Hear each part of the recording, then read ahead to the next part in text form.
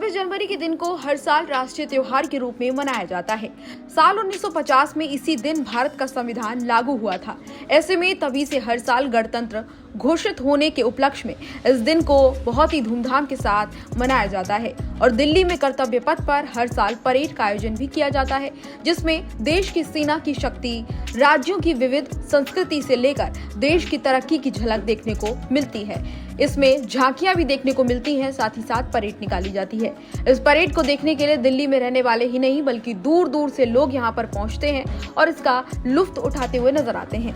लेकिन क्या आपने कभी सोचा कि गणतंत्र दिवस पर होने वाली इस परेड के भव्य आयोजन पर केंद्र सरकार कितना पैसा खर्च करती है? यदि नहीं सोचा तो चलिए आज हम आपको बताते हैं। गणतंत्र दिवस की ये परेड आपको भले ही एक दिन के लिए देखने को मिलती है, लेकिन इसकी तैयारी कई महीने पहले से शुरू हो जाती है।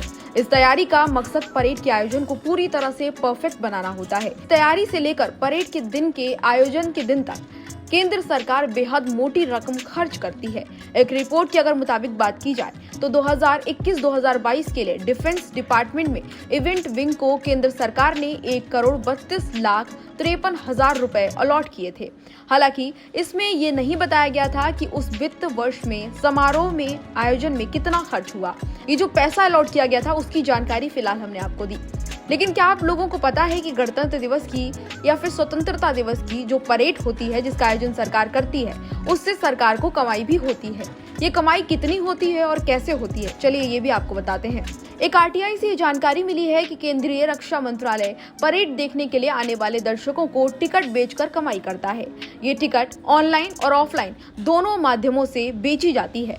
हालांकि इससे पहले ये टिकट सिर्फ ऑफलाइन ही मिला करती थी, लेकिन अब ये टिकट ऑनलाइन भी मिलती है। इसके साथ ही आपको बता दें कि आरटीआई में ये भी बताया गया है कि केंद्र सरकार ने 1999 में टिकट बिक्री से 10,45,720 रुपए की कमाई की थी, जबकि 2008 में ये कमाई बढ़ गई। इसका आंकड़ा इतना बढ़ा कि लगभग दोगुना हो गया।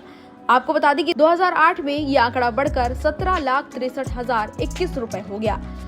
इसके साथ ही एक रिपोर्ट में ये भी जानकारी दी गई है कि 2018 और 2020 के बीच केंद्र सरकार को टिकट बिक्री से 34 लाख रुपए की कमाई हुई है। ये दावा एक रिपोर्ट में किया गया है। स्वतंत्रता दिवस से शुरू होती है अगले गणतंत्र दिवस की तैयारी। गणतंत्र दिवस हो या स्वतंत्रता दिवस, इनकी परेड और अन्य समारोह के आयोजन की तैयारियां 6 महीने पहले से ही या फिर ये कह लें कि उससे भी ज्यादा पहले से शुरू हो जाती हैं। जनवरी में आने वाले गणतंत्र दिवस की तैयारी पिछले साल के स्वतंत्रता दिवस से शुरू हो गई थी।